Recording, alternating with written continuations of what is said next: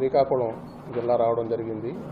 అంటే మనకి గంజాయి మనం ఒక్కదే కాదు, మీరు చెప్పినట్టుగా రాష్ట్రం అంతా కూడా, అదేవిధంగా దేశవ్యాప్తంగా కూడా మనకి మాదక ద్రవ్యాల సమస్య అనేటువంటిది ప్రధానమైనటువంటి సమస్యగా ఉంది.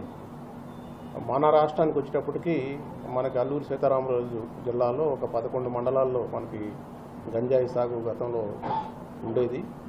లాస్ట్ 3 ఇయర్స్లో మనకి దాదాపు 10,000 ఎకరాల్లో ఈ గంజాయి పంటని గుర్తించడం, దాన్ని 3 సీజన్స్లో డెస్ట్రాయ్ చేయడం కూడా జరిగింది.